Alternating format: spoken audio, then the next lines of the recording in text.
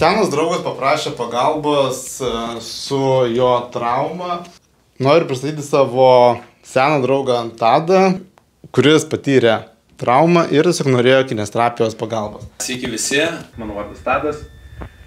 Traumą patyriau greičiausiai 22 metų pabaigoje, krepšinio varžybų metu. Buvo stiprus kontaktas, iš esmės įbėgau į grupę žmonių, gavau stiprų smūgį ir po to kažkas atsitiko su pečiu. Pakankamai ilgai vengiau, kaip čia pasakyti, prisistatyti pas daktarus. Praėjo tas pradinis skausmas po kokio gero mėnesio ir aš tiesiog toliau tęsiau sportą. Po pusės metų pradėjau suprast, kad man skauda. Taigi nusprendžiau vis dėlto kreiptis pas chirurgus, pasidaryti MRT ir pasižiūrėti, kas su to pečiu darosi.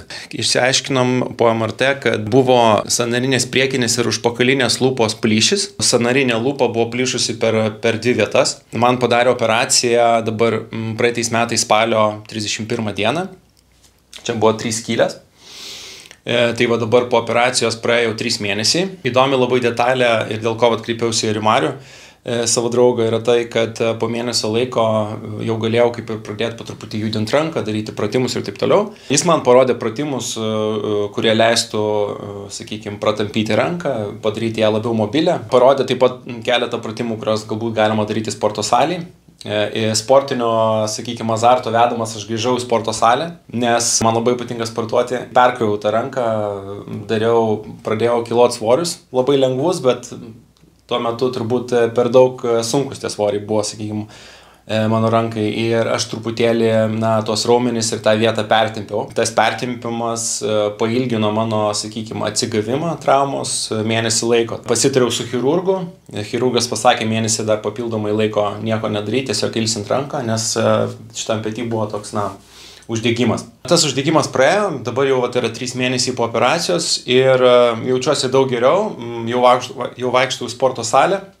Tik tai aišku, su svoriais nedirbu, tik tai truputėlį lengvai tampau ranką. Tai dabar vėl pasikeičiau Marių, kad jis man parodytų tam tikrus pratimus, kurie leistų, sakykime, stiprinti ranką, stiprinti petį, lavinti judesius ir judesių amplitudę. Tiek apie mano traumą. Darome apšilimą. Rankos sulenktos, delnai ant alkūnių. Sukame ratus po 10 ratų į kiekvieną pusę.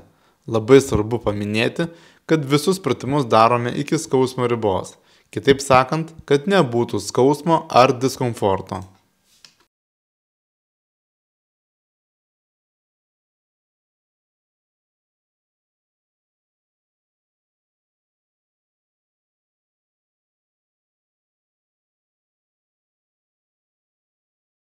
Kitas pratimas su gimnastikos lazda. Laikykite lazdą priekyje šalia savęs. Kadangi Tado pažeista ranka yra dešinė, keliame lazdą į dešinę pusę. Atkreipkite dėmesį, kad keliame ne su pažeista ranka, o lazdą stumia sveikoji ranka, o pažeista ranka yra pasyvi. Pajausite tempimą ir jį išlaikykite 15 sekundžių. Padarykite 6-8 kartus.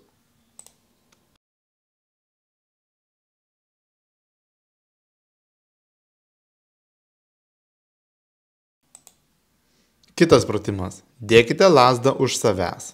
Pažeista ranka viršuje. Dabar turite traukti lazdą su sveikaja ranka žemyn. Vėlgi pajausite tempimą, jį išlaikykite 15 sekundžių. Padarykite 6-8 kartus. Dabar Tadas guli ant sveiko šono ir pažeistoje rankoje laiko 1 kg svoriuką. Iškvepiant per burną, Tadas atveda ranką atgal ir palaiko 5 sekundės. Kvėpuoja laisvai. Tada grąžina ranką į pradinę padėtį ir kartoja 6-8 kartus.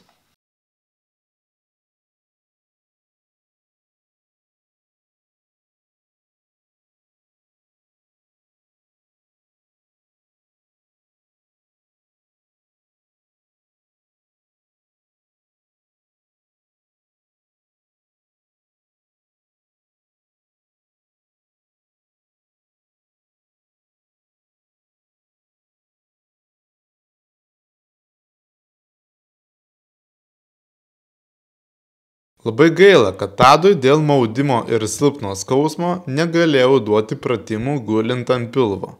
Tad darėme tik tuos pratimus, kurių metu Tadas nejautė skausmo. Dabar jis daro menčių suvedimą. Galva padėta ant žemės ir iškepiant per burną, Tadas kelia abi rankas į viršų ir kartu stengiasi suvesti mentes. Suvedimą palaiko maždaug 5 sekundės, kvėpuoja laisvai ir kartoja 8 kartus.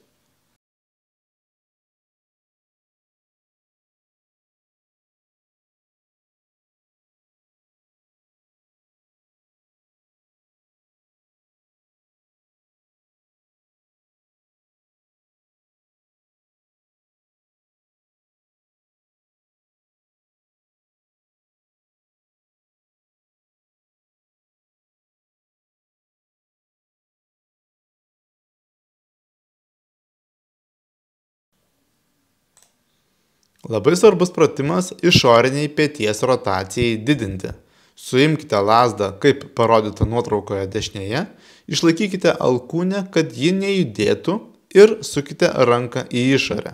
Pajausite tempimą ir vėlgi jį išlaikykite 15 sekundžių. Tik nedarykite šio pratimo per skausmą. Kitas pratimas. Uždėkite ranką už nugaros delnų į išorę. Ir gali būti taip, kad jau šioje pozicijoje jausite tempimą. Tadas tempimo nejautė, tad parodžiau, kaip galima padidinti tempimą atsistojus prie staktos.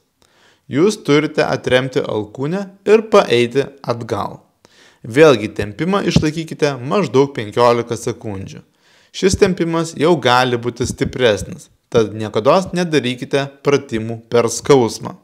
Ir pakartokite šį pratimą taip pat 6-8 kartus.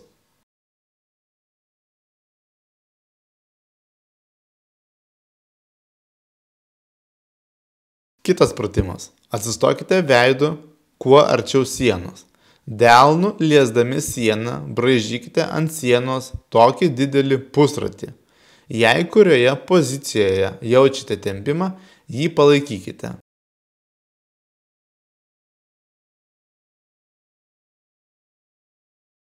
Ir paskutinis pratimas.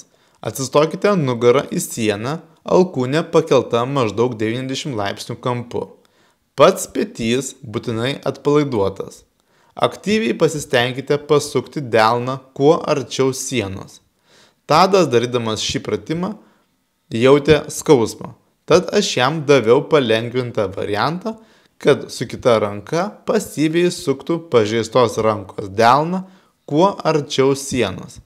Ir vėlgi, toje pozicijoje, kur jausite tempimą, jį išlaikykite maždaug 15 sekundžių, atsipalaiduokite ir kartokite.